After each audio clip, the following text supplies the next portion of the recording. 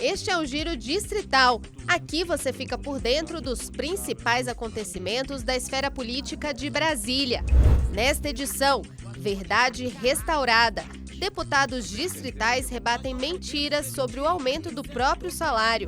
Contraponto, exploração comercial do complexo do estádio Mané Garrincha gera divergência no plenário. Passagem sem custo. Projeto de lei prevê gratuidade no transporte público para crianças com até 12 anos. Deputado por um dia. Alunos do ensino fundamental apresentam soluções para problemas ambientais do DF. Honraria merecida. Reportagem especial explica os critérios por trás das homenagens concedidas pela Câmara Legislativa. E claro, também vamos destacar o que foi notícia na Câmara Legislativa na última semana de setembro. Na sessão do último dia 24, os deputados distritais aprovaram a abertura de crédito suplementar ao orçamento no valor de 10,3 milhões de reais. Os recursos serão repassados a diversos órgãos. 2,7 milhões serão destinados à Secretaria Extraordinária de Proteção Animal, para prestação de serviços e para a manutenção do Hospital Veterinário do DF. 3,7 milhões irão para a aquisição de mobiliário para a nova sede administrativa da Junta Comercial, Industrial e de Serviços do DF. 2,5 milhões serão repassados à nova CAP para atender despesas de contratos celebrados com a Fundação de Amparo ao Trabalhador Preso, a FUNAP, e 1,4 milhão será destinado ao Fundo de Desenvolvimento do Distrito Federal. O plenário também aprovou a abertura de crédito suplementar para a administração regional de Arapuanga. A região contará com um reforço orçamentário no valor de R$ 700 mil. Verba essa que será destinada ao pagamento de pessoal, de encargos sociais, de indenizações e de restituições. A sessão do dia 24 também ficou marcada pelo apoio dos parlamentares aos cirurgiões dentistas da rede pública. A categoria estava com as atividades paralisadas na data e marcou presença no plenário para pedir apoio às reivindicações de melhores condições de trabalho e de valorização da carreira. No estado que nós temos uma das piores coberturas de saúde bucal do país, não pode continuar tratando a saúde bucal como vem tratando. Eu sei que há uma dificuldade muito grande, há uns desafios muito grandes, mas nós estamos tentando ajudar e melhorar. Ainda que o governador tenha dado o percentual de reajuste em 3 parcelas, e nós agradecemos isso, ainda assim há uma defasagem e uma discrepância de salários de várias categorias no DF. Na sessão do dia 25, moradores do assentamento 26 de setembro estiveram no plenário para criticar a derrubada de 2 casas na região em uma ação promovida pela Secretaria DF Legal no último dia 19. A indignação deles foi repercutida em discursos na tribuna, nos quais deputados cobraram que o GDF combata sim a grilagem, mas sem penalizar as famílias carentes. Infelizmente, Brasília tem uma onda, deputado Eduardo, de chamar o morador que vai para um local que ainda não é regularizado, ou de bandido, ou de grileiro. Aqui tem uma mania de falar que todo mundo é grileiro. E a gente precisa fazer uma separação. Eu acho que o governo ele tem que fazer todo o trabalho para coibir qualquer tipo de irregularidade. Mas é injusto o governo derrubar a casa depois que ela está construída. E principalmente habitada. No dia 27, o deputado Gabriel Magno comandou sessão solene para a entrega dos troféus da 2ª edição do Prêmio Paulo Freire de Educação da Câmara Legislativa. A iniciativa premia projetos inovadores desenvolvidos por escolas de todo o Distrito Federal. Restaurar a verdade. Foi com este objetivo em mente que o presidente da Câmara Legislativa, o deputado Wellington Luiz, foi à tribuna na sessão ordinária do último dia 24 rebater uma série de mentiras disparadas contra a Câmara Legislativa ao longo dos últimos dias. A principal fake news de que a CLDF foi vítima é a de que os deputados distritais teriam reajustado os próprios salários no último dia 17 e de que esse aumento teria sido aprovado em apenas 16 segundos. Só que nenhum reajuste foi aprovado no dia 17. Na verdade, O último aumento recebido pelos deputados distritais foi aprovado no final de 2022, ajustando o subsídio recebido por eles a 75% do valor devido aos deputados federais, conforme manda a Constituição. Esse reajuste havia sido autorizado por meio de um decreto legislativo, só que recentemente o STF firmou o entendimento que aumentos como esse precisam ser tratados via projeto de lei. Para se adequar à nova jurisprudência, os distritais decidiram aprovar um projeto de lei votado no dia 17. A medida foi aprovada, mas não trouxe nenhum novo aumento ou impacto financeiro para o Distrito Federal. O valor do subsídio dos deputados distritais segue sendo o mesmo aprovado em 2022. Inclusive, a adequação foi devidamente explicada ao longo da sessão ordinária do dia 17, por meio da leitura integral do parecer expedido pela Comissão de Economia, Orçamento e Finanças sobre a matéria. Uma leitura que durou cerca de 20 minutos. Em um discurso contundente, o presidente Wellington Luiz conclamou os demais deputados da Casa a reagir aos ataques lançados contra a CLDF. Queria aqui primeiro clamar, Chico, todos os deputados e deputadas, Max, Paula, Tiago, Daniel, todos os deputados dessa casa, a representar contra todos aqueles que têm atentado contra a moral dos deputados dessa casa de forma leviana e mentirosa, como é esse caso de que nós reajustamos nosso próprio salário. Então, essa covardia precisa ser rebatida e nós, deputados, não podemos nos calar, porque senão, Max, a mentira vira verdade. E nós precisamos representar, volto a dizer, contra todos aqueles que têm o hábito de atacar. O chamado foi prontamente atendido pelos demais parlamentares, unindo todos os campos partidários.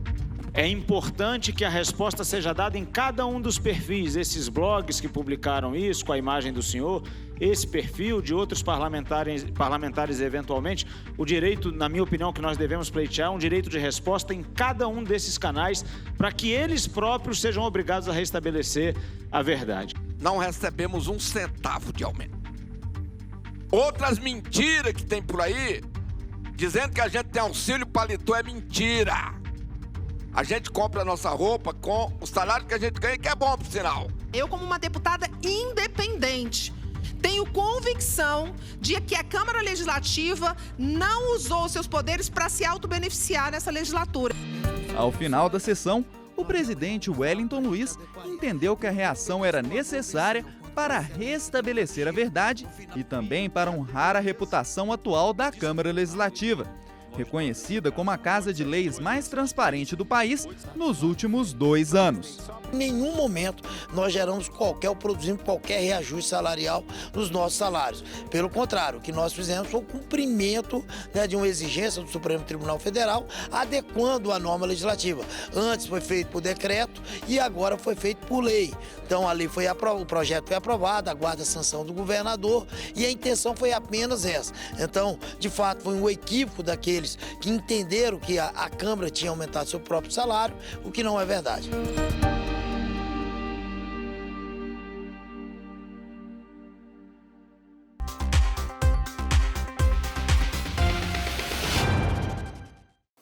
A concessão do complexo esportivo do Estádio Nacional Mané Garrincha foi tema de debate no plenário da CLDF na sessão ordinária do dia 25 de setembro.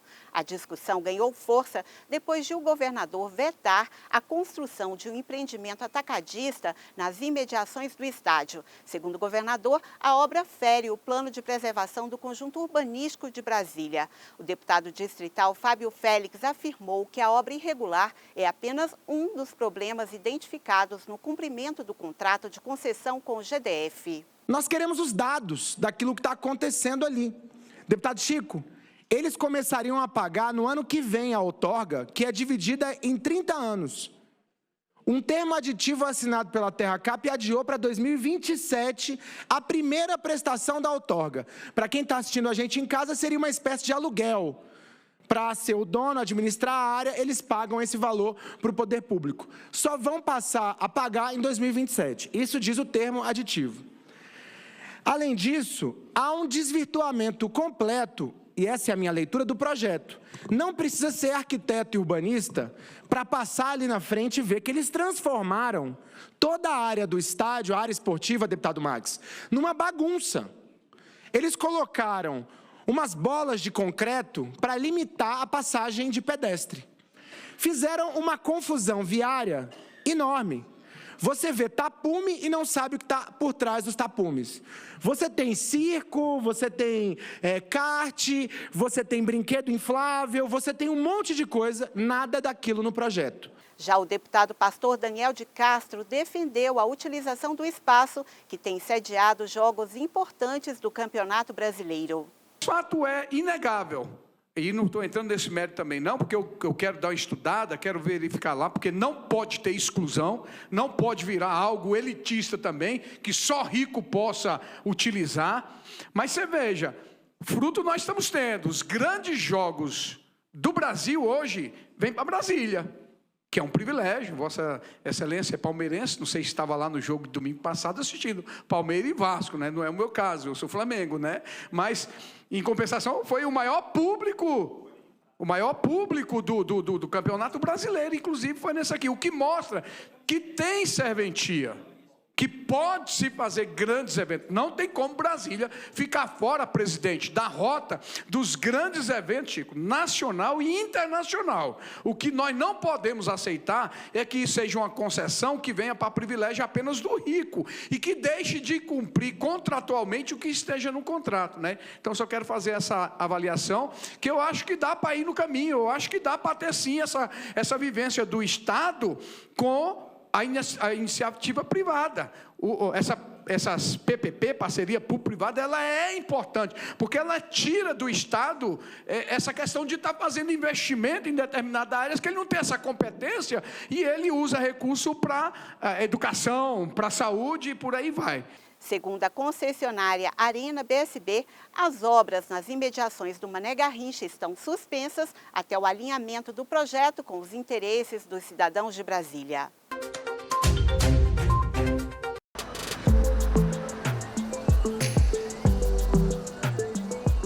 O transporte público representa um gasto significativo no orçamento mensal para milhares de famílias do DF. Para quem tem filhos menores de idade, nem sempre o passe estudantil cobre todas as despesas. Maricélia diz que o filho de 8 anos faz aulas de futebol 2 vezes por semana. Se não tivesse o custo do transporte, ela colocaria João Vitor em outra modalidade. Ele faz outra atividade além da escola e aí a gente termina tendo uma demanda com gasto. Chayara diz que evita até sair de casa com o filho para economizar. Ir para algum lugar, para algum lazer, tem que trazer e acaba sendo bem pesado, né? Porque às vezes a gente até evita de sair. Para facilitar o acesso dessas famílias ao transporte público, a Câmara Legislativa analisa um projeto de lei que prevê gratuidade no transporte para crianças de 0 a 12 anos. Atualmente, apenas crianças de até 5 anos têm direito ao benefício. A iniciativa do projeto é do deputado Chico Vigilante. As crianças, e sempre que eu andei de ônibus eu via, aquilo me comovia bastante. Muitas vezes uma mãe está com 3, 4, 5 filhos e aí as crianças tinham que passar por debaixo da catraca, né? Muitas vezes a mãe tinha cuidado, vestido eles direitinho, estava limpinho, tudo, passava ali por baixo, já saía sujo, né? E a vergonha que aquelas crianças passavam de estar passando ou pulando por cima ou por baixo da catraca. Portanto, nós apresentamos esse projeto, espero que ele agora venha a plenário, que a gente aprove e o governador sancione, no sentido de liberar a passagem das crianças até 12 anos de idade. São muitos os projetos em tramitação na CLDF para ampliar a gratuidade no transporte público aos moradores de Brasília. O objetivo é que cada vez mais pessoas tenham acesso ao seu direito básico de locomoção em uma cidade que vive grandes distâncias. Um desses projetos é de autoria do deputado Martins Machado e prevê tarifa diferenciada mais barata nos horários de menor fluxo de usuários. De acordo com o presidente da Comissão de Transporte e Mobilidade Urbana da CLDF, deputado Max Maciel, propostas como essas contribuem na consolidação de um projeto maior, que é o Tarifa Zero, com gratuidade no transporte para toda a população do Distrito Federal. O objetivo dessas legislações é ampliar a gratuidade para outros públicos que também exigem necessidades e outras vulnerabilidades, para que ele não fique limitado, né? A tarifa ela inibe o acesso à cidade e acesso aos serviços. Então, essas propostas, esses PLs que são tramitados aqui na Câmara Legislativa, permite a gente olhar para o todo. E olha, isso demonstra que é possível a gente implementar de forma gradual tarifa zero ao ponto de ser restrito para todo mundo. Gustavo é representante do movimento Passe Livre e defende que, mais do que a gratuidade, os projetos e debates devem garantir à população o direito de decidir como o transporte público do Distrito Federal poderá ser eficiente. Você precisa deixar que as pessoas decidam também sobre qual é a melhor forma de implementar essa tarifa zero. É a linha de ônibus que vai passar aqui ou é a linha de ônibus que vai passar ali? É a linha de ônibus que vai dar uma volta na minha cidade satélite, na minha quebrada, ou é a linha de ônibus que vai ir por dentro do bairro, né? Então, isso é muito importante. Atualmente, o sistema de transporte do DF já é bancado em 70% com orçamento público. Os defensores da tarifa zero propõem diferentes formas para financiar os 30% restantes desse custo. Atualmente, às vezes se fala, né? A gratuidade para estudante, eu sou estudante de pós-graduação, tenho direito e tudo, os colegas aqui que estão na fila também, ela seria cara, mas ela por si só não é cara. O que é caro é a bilhetagem, é todo o sistema que a gente tem para ficar em cima das pessoas, para ficar vigiando, para dizer, não, fulano não emprestou um cartão, vamos cancelar. Só que parece uma coisa prática, né? Que a gente não vê. Mas ali são um monte de burocracias que estão sendo contratadas só para ficar vigiando se tem gente usando o cartão. E é um recurso que poderia estar sendo usado para financiar toda a tarifa zero e tirar esse sistema de vigilância sobre as pessoas, né? Nós podemos pensar em taxação de estacionamento para a criação do nosso fundo de transporte que nós aprovamos aqui, ou seja, criar um caixa para esse fundo que vem dos estacionamentos que a gente pode cobrar por determinadas áreas. Isso no mundo todo é assim, no Brasil também. Cidadezinhas menores como Ouro Preto, Tiradentes, se você parar o carro, tem que pagar, não tem essa. Nós podemos estabelecer uma relação com o Vale Transporte, né? O empregador, ao invés de pagar para o funcionário, ele paga uma taxa para o fundo, para que esse fundo possa subsidiar. A nossa conta hoje para o Distrito Federal ter aproximadamente, atendendo o que atende hoje, né, e esse acréscimo aí de 4 bilhões de reais. Hoje o sistema custa 2 bilhões e 700 milhões.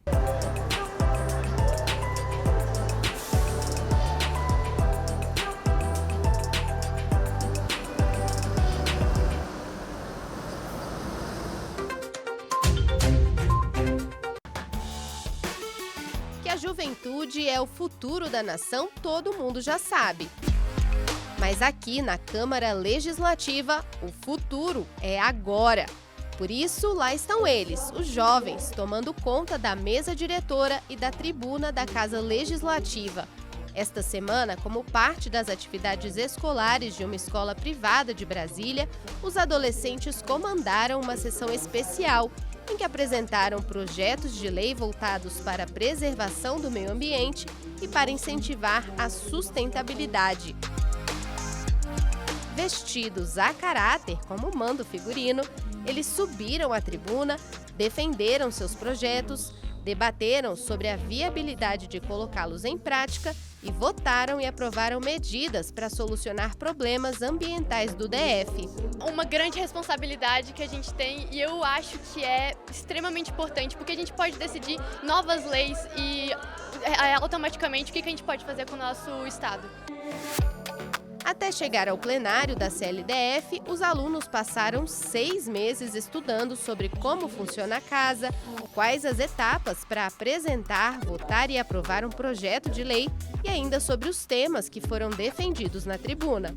Trazer para cá é mostrar para eles que eles impactam, né? Que eles podem mudar o mundo. Então, acho que ter a experiência de vir, conhecer a casa e depois ter a oportunidade de fazer a simulação aqui, traz para eles uma importância do papel deles na sociedade. Isso reforça a importância do estudo, a importância de aprender bastante, de estudar sobre um tema e também trabalhar a parte da oralidade, da fala, dessa experiência que é muito nova para eles e super importante. A iniciativa da participação dos estudantes no plenário é da deputada Paula Belmonte, que preside a Frente Parlamentar em Defesa dos Direitos da Criança e do Adolescente. Além da defesa do projeto que eles tinham também, você percebia ali que tinham parlamentares, né, os jovens, questionando de onde se tirar o dinheiro, como que nós vamos estar administrando esse dinheiro. Então isso para nós é uma grande iniciativa. A Câmara Legislativa abrindo as portas para os nossos jovens e que isso esteja mais presente no nosso dia a dia. Por quê? Porque é dessa maneira que nós vamos trazer cidadania para o nosso presente, que são esses jovens, e daqui a uns dias para o nosso futuro. Então eu fico muito honrada de ter participado e muito feliz aqui com o nosso trabalho legislativo para que a gente possa cada vez mais trazer a população para dentro da Câmara Legislativa, que é o lugar da população, é onde nós temos que respeitar e principalmente representar a todos eles.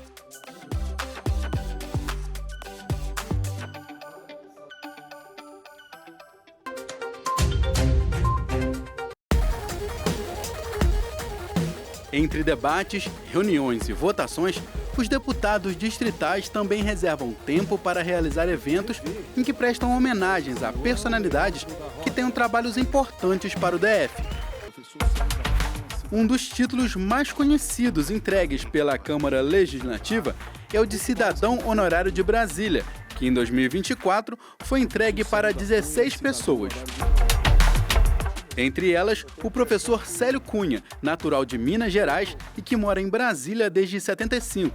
Hoje, aos 81 anos de idade e ainda lecionando, ele acumula uma carreira com passagens pelo Ministério da Educação, a Unesco e a Universidade de Brasília, além de ter participado da criação do Fundef, o Fundo de Valorização do Ensino Fundamental e do Magistério. Foi uma premiação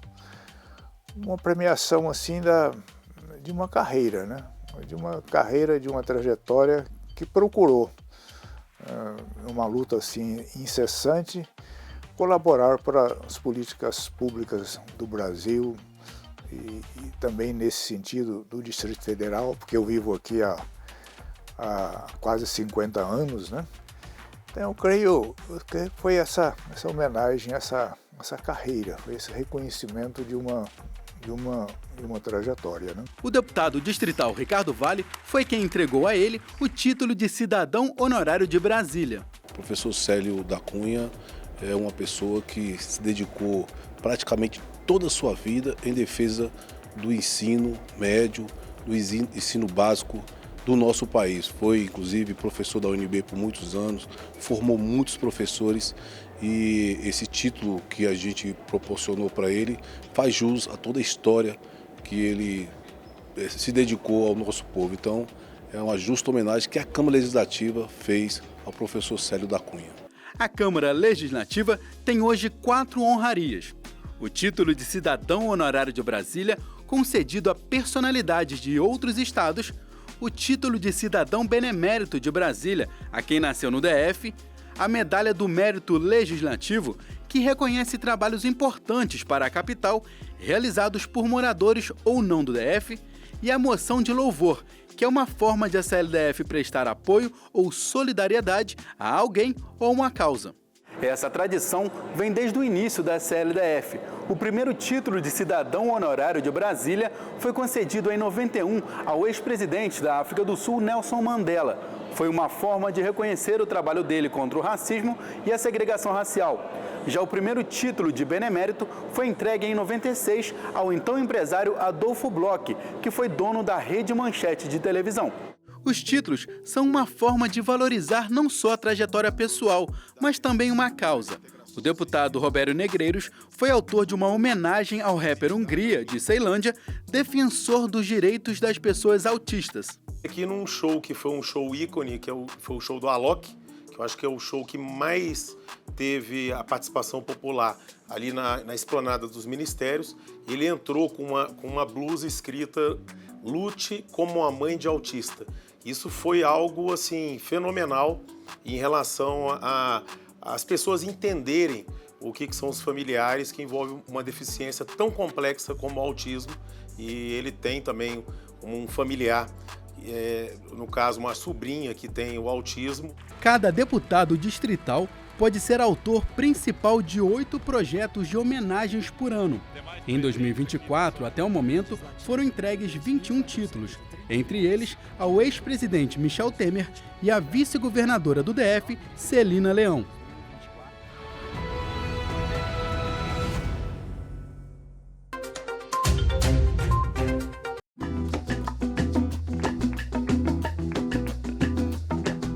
Cores vibrantes e traços geométricos que chamam a atenção de quem passa pela galeria do Espelho d'Água na Câmara Legislativa. É a exposição Vulcões, do equatoriano Jorge Lara. São 14 obras inspiradas nas montanhas e vulcões do país de origem do artista. Cenário corriqueiro no Equador, mas inexistente no Brasil.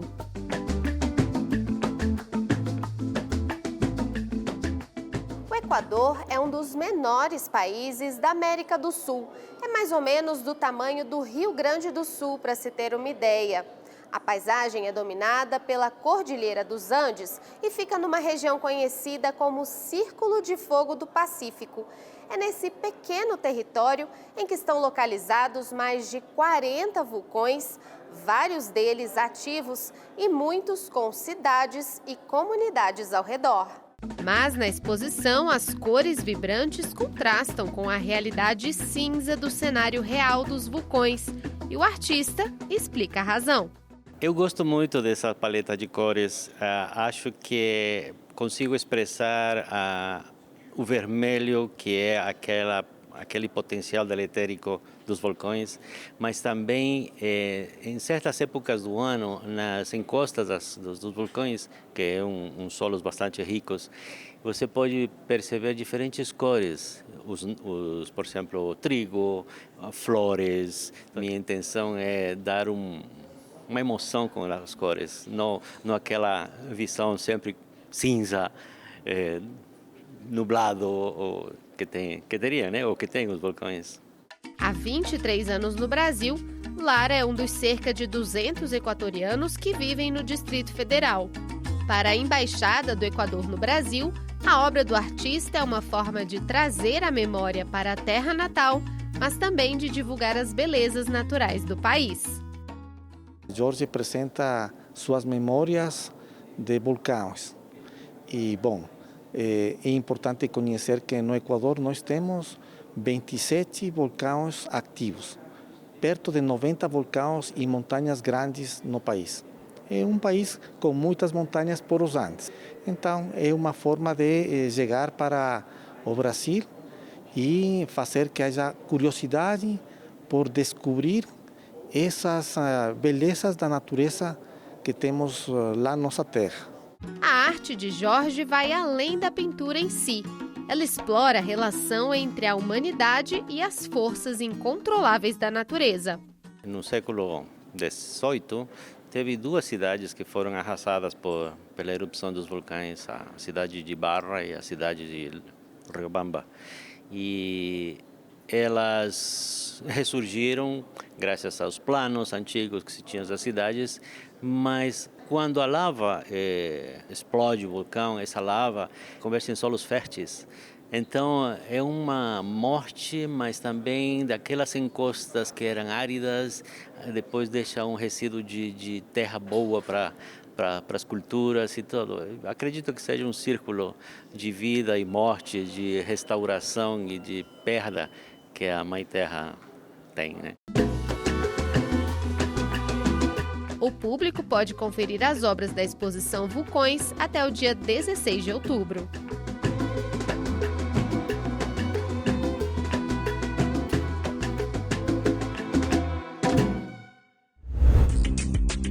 E não se esqueça, para outras informações sobre os trabalhos da Câmara Legislativa, acesse o portal de notícias da Casa.